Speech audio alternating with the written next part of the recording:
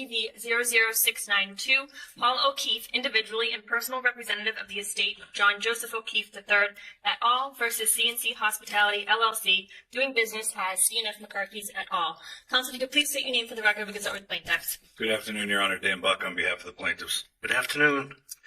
Good afternoon, Your Honor. Aaron Rosenberg on behalf of defendant Karen Reed. Good afternoon. Good afternoon, Your Honor. Sarah Shipley on behalf of the defendant Karen Reed. And good afternoon, Your Honor. Chris Maddy on behalf of non-party witness Colin Albert. I'd like to thank the court for its consideration of allowing me to participate today, even though I'm pro-hocked in on the defamation case and not on this one. No problems. Without objection, correct? Correct. Okay. So does the email you sent this morning, Attorney Rosenberg, to the clerk reflect the present status of the parties? Yes, Your Honor. Okay. And with respect to, I mean, you basically have two categories that are the subject of discussion, correct? The communications with the deponent's parents would be one category, and then the other one would be communications with others.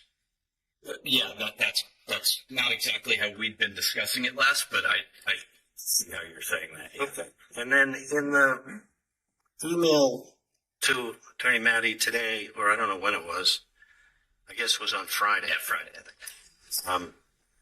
You reference a date range of January 28th, 2022 through December 31st, 2023. What category does that relate to? So it would relate to both in part. So as you know, we originally had. Just tell me. Well, it would relate to for the non-parent category. Start with that. It would relate entirely to that. Okay. And then for the parents, there are two separate proposals we made. One was A and B in the email. So it would apply to B in that email as well. So it would apply to everyone. Okay. And then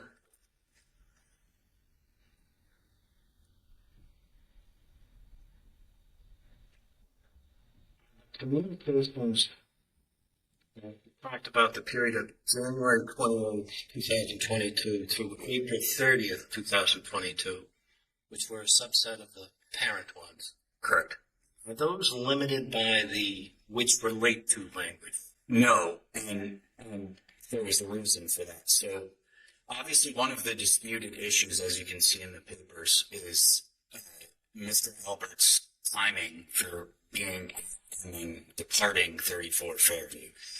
We believe that we're entitled to discovery that encompasses communications around that fact. And there could be, and I would imagine would be, communications in the immediate or close to immediate days or months after an event like this between close family members that would reflect those movements and would be relevant to those movements. However, we recognize that asking for every communication between a parent and their son can't be years. It can't even be the year, 2 years that we've limited ourselves to. So what we're trying to do is have a much smaller scope where we request all communications. Obviously, if there's attorney-client privilege or something like that, that is, they can make that claim. But we're requesting all communications within a very small period of time, and then the parents would be lumped back in with everyone else for the remainder of the period through December 31st, 2023. And that small period of time is what? Our last proposal was January 28th, 2022 through April 30th, 2022. And why do you suggest it should not be limited to the issues otherwise identified? Because let's just take, for example, that there's a communication about when you got picked up. That wouldn't relate necessarily to the categories that we have listed here, right? The death of Mr. O'Keefe, the investigation into Mr. O'Keefe, I would say it's relevant, obviously, but you could see communications about timing, who was driving, how they knew to go pick you up, etc. I'm just giving you examples now, but things that would not otherwise fall within that category. And we're not asking for that with everyone, but we are asking for it as between Colin and his parents.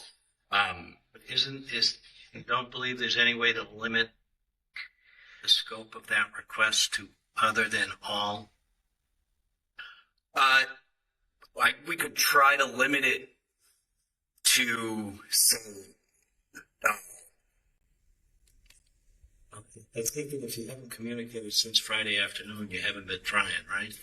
well, as you saw in the communication, I haven't been trying, correct, because I made a final proposal on Friday that you just referred to, and the response I got was we're comfortable with our last proposal. Let me hear.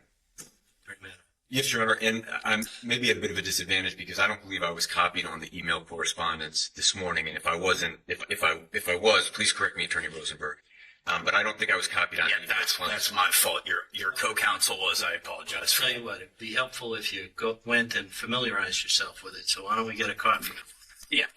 Right? We'll take a short break. You didn't have to read it in front of everyone. Right, it was just forwarding. We'll take a short break and let you read that so you're up to speed like everyone else is. Thank you, Your Honor. All right. All right. A chance to look at it? I did, Your Honor, yes, and it was just a transmittal email that included the rest of our correspondence, so I'm comfortable with that. Okay. So what do you say to whether or not the scope of the request for that limited time period could be reduced from everything to something less? Yes, Your Honor. Our proposal, which we made to defense counsel, we thought was quite broad and actually should capture information concerning, for example, Mr. Albert's movements on January 28th. What we suggested was that... Well, they didn't take it that way, I guess, right? Well, they may not have, but what we suggested, and perhaps the court, you can tell me if you think this is fairly broad in scope, but what we've suggested is... Right now, it doesn't matter what I think. What matters is what the two of you think and what you can agree to. Yeah. So our belief is that anything that Mr. Albert may have, any communications or documents that he may have relating to the facts and circumstances of Mr. O'Keefe's death or the law enforcement investigation into Mr. O'Keefe's death will encompass any responsive material to this matter. And we're willing to do that. We're willing to do that for a 3.5-year period, and we're willing to do it with respect to every individual that they've asked for communications to or from. And so this, to me, is a little bit of a situation where Ms. Reed won't take yes for an answer. We're actually agreeing to provide anything that we may have relating to the facts of John O'Keefe's death, which is the central issue in this case, or the investigation into his death, which, as I understand it, would encompass what Ms. Reed has claimed is a false narrative surrounding, what the plaintiff would claim is her false narrative surrounding that death. So we are comfortable frankly, that we've kind of bent over backwards to include a 3.5-year time period of two very broad categories. I offered to discuss search terms with counsel that we could agree to in order to come up with materials that might be responsive. And so, for example, if counsel felt that the category we've suggested would not encompass the timing of when Mr. Albert left 34 Fairview, the way around that is just to agree to a search term that would capture those communications, because we have no objection that those would be responsive and within the category we've suggested.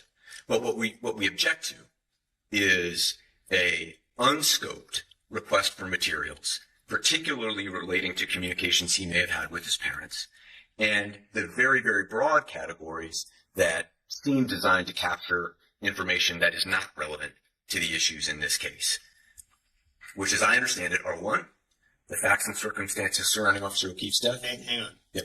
Give him a chance to respond. Yes. You think it... Yeah. I'm actually going to address what I think Mr. Maddie was about to address. This case isn't just about what happened to John O'Keefe. It is. That's part of the wrongful death claims that the plaintiffs have alleged. But as Your Honor is aware, they have these false narrative, intentional infliction of emotional distress, and negligent infliction claims, which relate to, as they call it, the false narrative. That includes the investigators, the investigation, and what Ms. Reed said in both her criminal trial and her other statements, that something happened to Mr. O'Keefe within the house. That is the false narrative. So it can't be limited to just the death of John O'Keefe. I'll give you one example.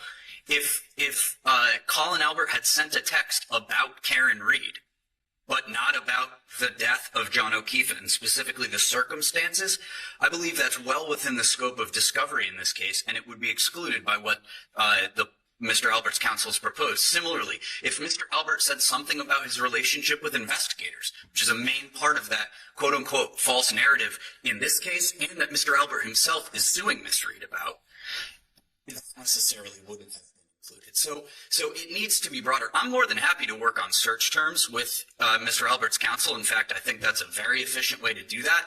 But we need to either agree on, which we haven't been able to, or establish through Your Honor what the scope and the categories that are rightfully at play here are, and then I'm more than happy to work with them on search terms immediately to get to those categories. But I think you can hear that we've still got differences here. And this is not unscoped. You can see we proposed terms, we limited it from the subpoena. There are specific topics that we're asking for, not even of everyone, but only of certain individuals.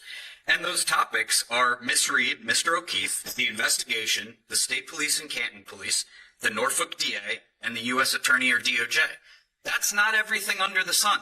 And to the extent there are categories or individuals where Mr. Albert has none, as I've said repeatedly, we will accept that. If counsel represents there were no documents as to, individuals A through D, then we're done with those. And additionally, if there was some extreme burden, right, there was one term or subject matter that was bringing back thousands of messages and it was going to be burdensome in order to go through and produce those, we would have considered that. But we haven't heard any of that in communications or in the multiple hearings we've now had. It's just this overall, this is too broad. And we heard, Your Honor, about the time scope. We cut it more than in half. We address the terms, but at a certain point, we're entitled to the discovery that we're seeking pursuant to our subpoena. May I respond briefly, Your Honor? Absolutely. So, on the false narrative claim, what Ms. Reed apparently wants to present as a defense in the wrongful death case to the emotional distress counts is that what she said was in fact true.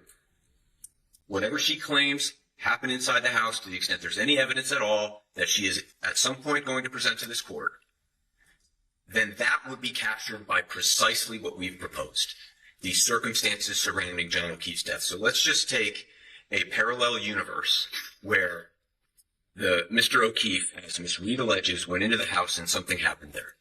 If Mr. Albert has any documents relating to that parallel universe, it would be captured by exactly what we proposed. Because what we are proposing to do is to provide any documents, any communications concerning the circumstances surrounding John O'Keefe's death.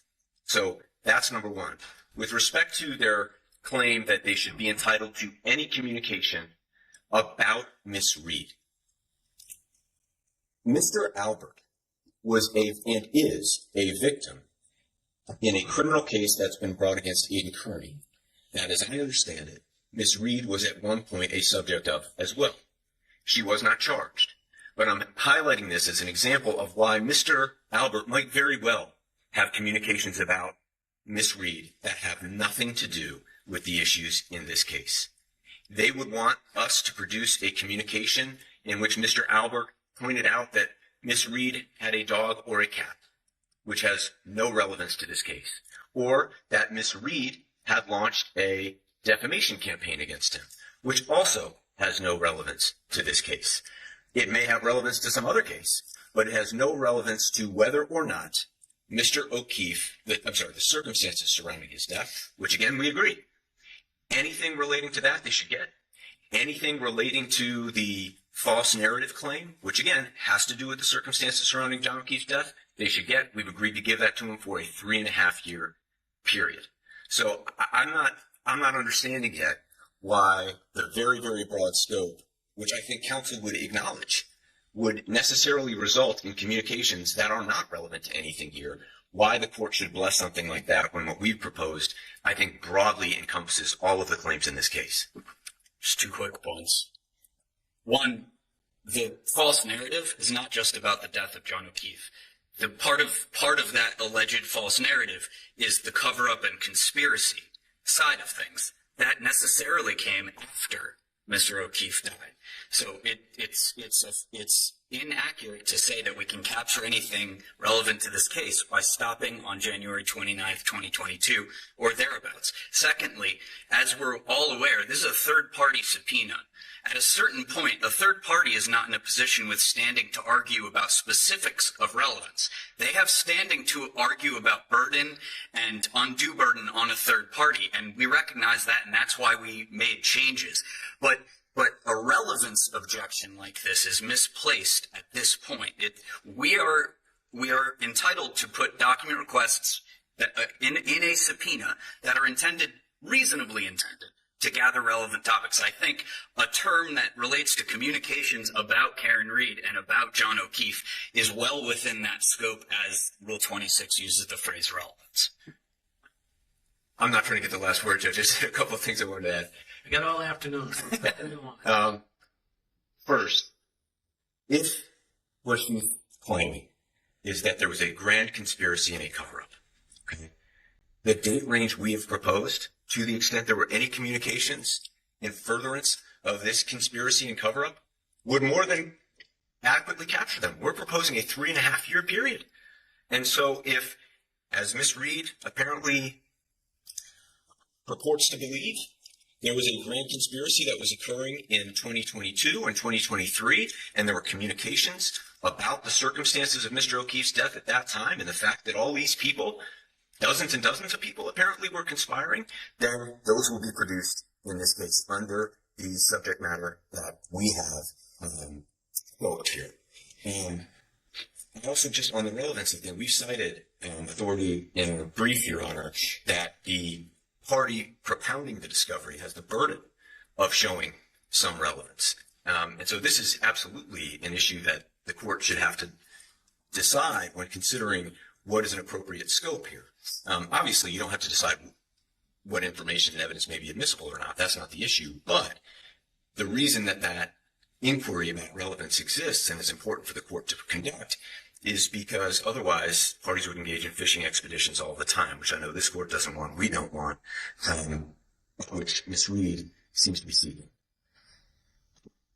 One example of something that would not be limited to the about circumstances of Mr. O'Keefe's death. There are allegations that Ms. Reed has made in multiple lawsuits, including this one, that certain of the individuals in the house deleted phones or deleted contents of phones or devices. That obviously happened well after Mr. O'Keefe's death.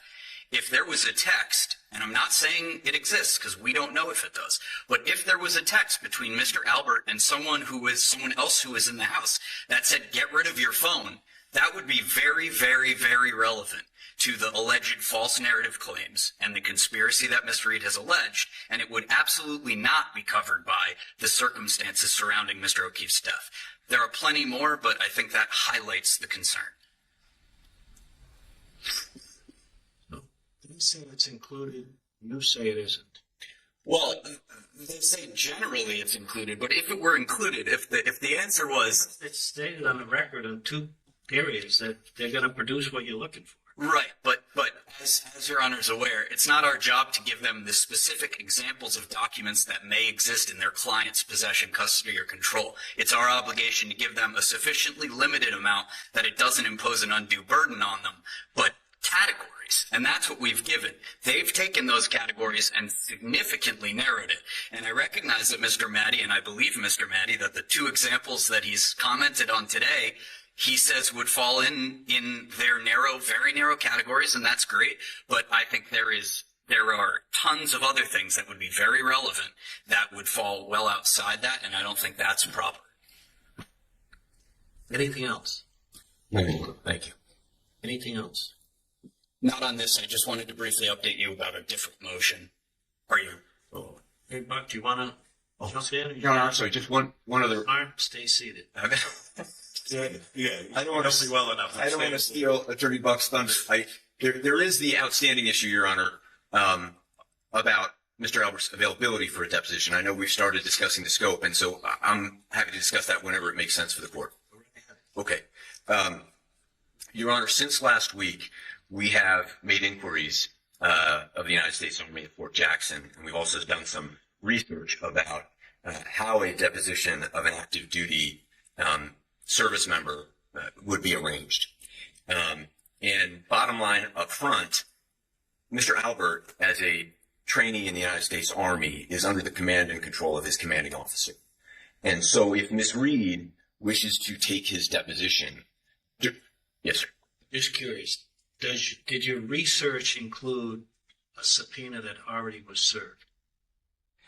Well, Your Honor, so I guess the question you're raising is, if Mr. Albert had been served with a subpoena, correct, prior to entering the military, and let's presume for a second that that subpoena remains valid, even though I know you know we take a different position, and he then enters the United States Army in the interim, the United States Army has custody of his person.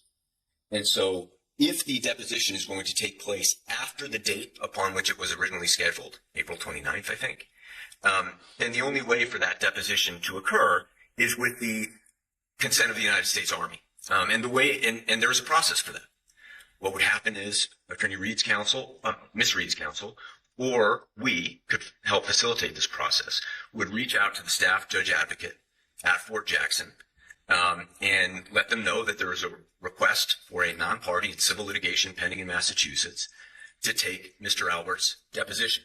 And I've never done that before, so I don't know exactly how that process would play out, but I know that that would be the necessary first step. Now, I've called the staff judge advocate 4 times at Fort Jackson between last week and this morning, and I've left 4 messages. I haven't heard back. I've also consulted with a colleague who's a former JAG officer with 2 combat deployments. He advised me that the process would definitely include the staff judge advocate at Fort Jackson, may also include the Army Litigation Division, which is the main legal component of the United States Army. And that process would just have to play out. But the reality is neither we nor Mr. Albert have any authority to present him for a deposition while he is in basic training. He's not given any leave. He's not given any visitation at Fort Jackson. He has very limited access to telephone. His day starts at 4:30 in the morning, ends at 9 p.m., and it's entirely structured. And the basic combat training program is phased, so that phase 2 builds on phase 1, phase 3 builds on phase 2. This is a 10-week program, after which we understand he will be granted leave. And so what I asked counsel last week was, listen, if Judge Gilday were to permit, given the burden that forcing Mr. Albert to submit to a deposition while he's in basic training would impose, if Judge Gilday were to permit an enlargement of the scheduling order for the sole purpose of conducting this deposition after Mr. Albert completes basic training, and if the other parties agreed to that, would you? And they said no. And I asked them why, and they said they had strategic reasons. And what it made me wonder is why they hadn't taken his deposition in the many, many months during which this case has been pending, and why they didn't take his deposition when he actually sat for it 2 weeks ago. Well, the answer to the latter question is they didn't have the documents, and they had said in their discussions with you that they wanted the documents before they took the deposition. And they don't have the documents now, Judge. And so what I'm saying is, given the burden that this would place on Mr. Albert, and the fact that he's already been...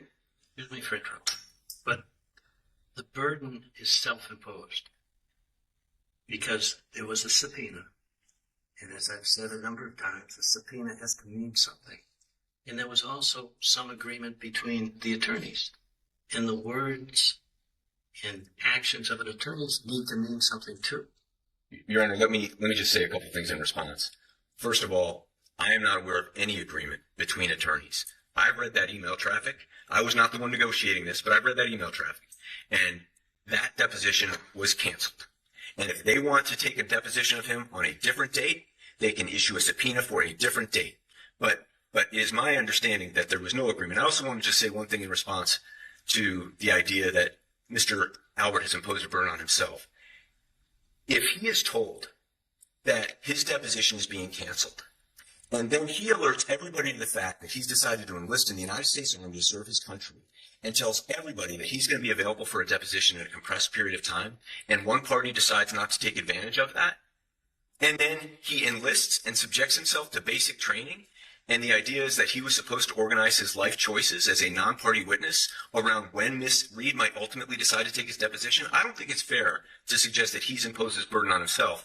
He's undertaking a burden to serve our country made himself available for a deposition, and now all we're saying is, under these circumstances, wouldn't it make sense to conduct this particular deposition when the young man has completed his basic training, and after which we've resolved all these issues about documents? Deposition wasn't canceled, Your Honor. You can read the emails yourself. I'm the one who wrote it. Said the deposition will be rescheduled when we resolve the pending dispute over the documents. Mr. Maddie points out we still don't have the documents. That's because they still haven't agreed to produce the documents, and we need to be back here with Your Honor for a second hearing to get what we believe is a significantly narrowed scope, which we proposed last week after Your Honor provided some feedback on the initial scope. Also, subpoena is not a request. Mr. Maddie said a request that he be deposed. It's not a request. It's a court order. The case law is clear. A subpoena is a court order. And obviously, we're not looking, as I've said, to impose an unfair burden. We recognize that the service didn't happen in time and immediately said, yeah, that's too tight. We will reschedule it. To now argue that by saying we will reschedule it, which is exactly what the email says, that we canceled the deposition and rendered the subpoena ineffective is, I think, absurd. And it flies in the face of the obligation that a party serving a subpoena has, as Your Honor pointed out, to work with the recipient in order to do it in an efficient way and not impose an undue burden. I also haven't heard any of this until right now. We've been conferring. I heard that it's difficult, but the specifics of the steps that they've been trying to take, we haven't heard. I would have a couple questions. One, was Mr. Albert asked to identify this proceeding and the subpoena that he had received when he enlisted in the military? If he was, does that impact his ability to come back to Massachusetts to appear pursuant to the subpoena that was issued in this case? At the end of the day, everyone here, I think, respects a decision to serve our country, but the timing of this is extremely relevant. We served the deposition, the subpoena. We had the back and forth where we said we would reschedule. We waited 3 weeks for a response on the documents. We got an email that said, in effect, he's available for the next 13 days and then he's gone. That's not appropriate, and that's not in compliance with a subpoena that's issued by counsel through this court. And if there's something we need to do in order to make it more possible, I'm more than willing to hear what we can do to help do that. But there's been no proposals, just he can't do that.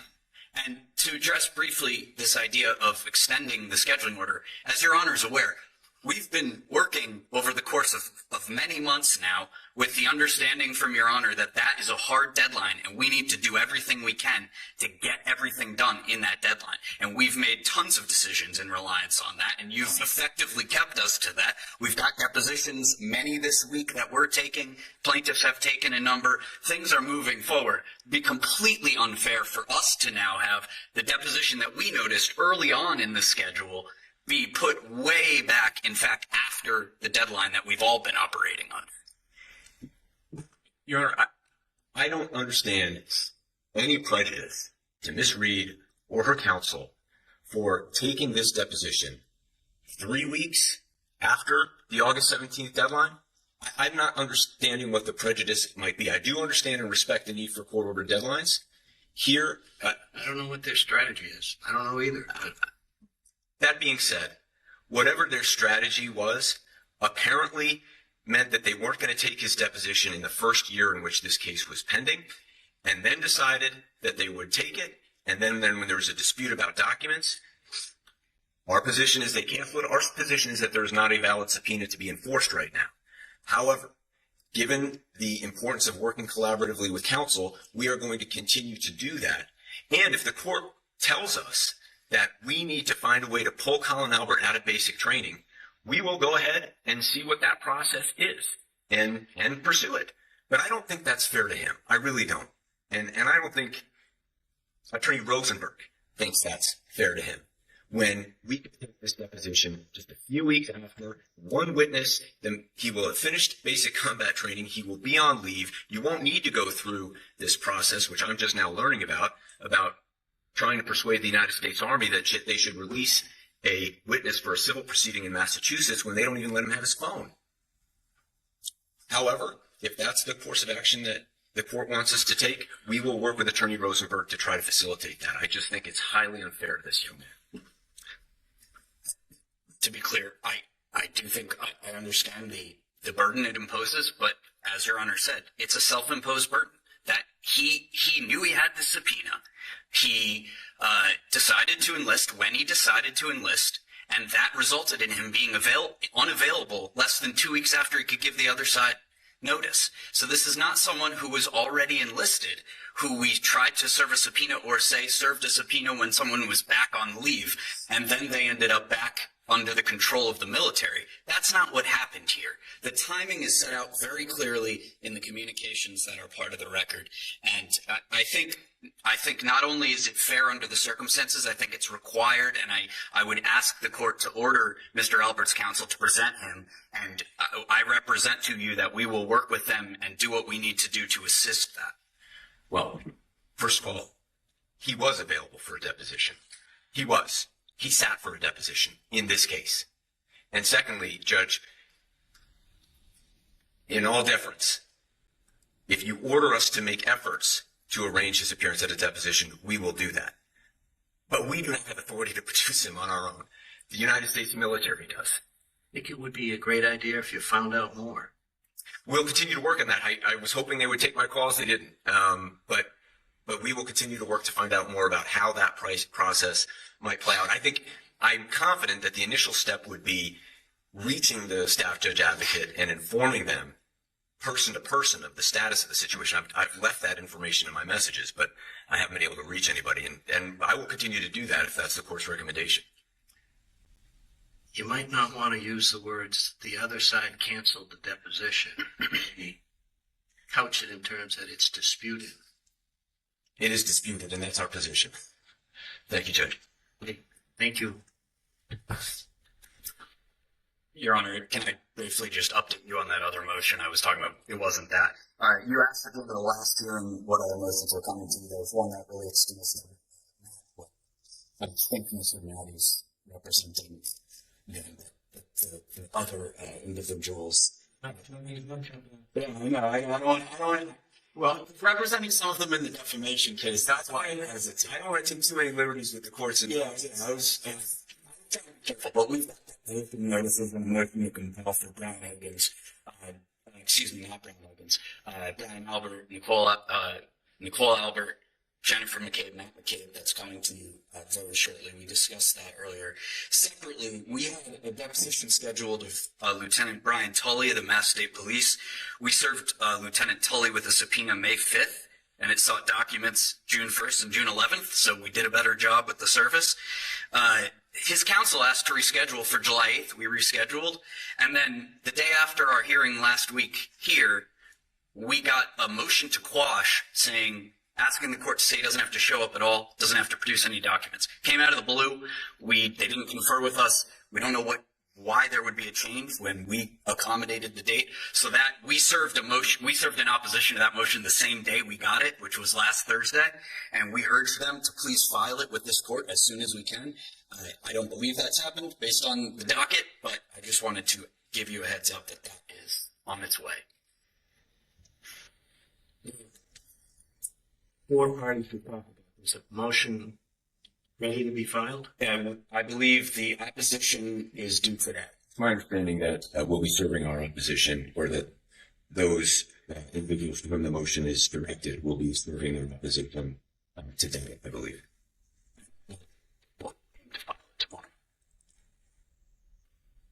I do represent a number of them in the defamation case, Your Honor. It's the same situation as we have with Mr. Albert here. I'm not admitted to represent that is here. Well, if Mr. Tuxbury's still on vacation, I probably will be, yeah. With your permission, of course. When would you like to do that? Before we jump to that, the plaintiffs have 2 forthcoming motions that, contrary to public belief, I have other cases that have depositions too. Personally, I don't, just for the record, be clear, I don't want to convince the U.S. Army of anything. But the plaintiffs have forthcoming motions to compel Aidan Kearney, as well as further answers to interrogatories from Miss Reed. I believe the opposition was just served the end of last week. I've been out of the office Friday and today, so I believe that both will be filed either tomorrow or Wednesday. When would you like to do those? I assume we're going to have 4 now. I think we're going to have those 2. We're going to have ours as soon as Lieutenant Tully's counsel files his 9A package, and then our motion. So I'd say as soon as we can, because. Or I was going to suggest right after the 4th of July holiday, possibly. We have a robust deposition calendar, as your honor's aware. I don't know the court schedule. We could do July 2nd to get it, because Lieutenant Tully's deposition is supposed to be the 8th. We've got that set aside. Everyone has that set aside, I think. I believe we're scheduled for a 30v6 on the 2nd. I think that's the one that you just emailed and said they asked. We were double booked that day. Oh, okay. So there's 30v6 of C.F. McCarthy's. How about the 6th? It's the month after.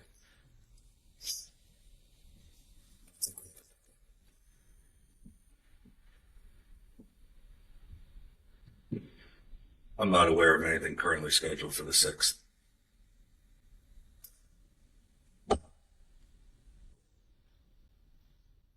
This is my only case, so don't worry about it. Just like all of us here on.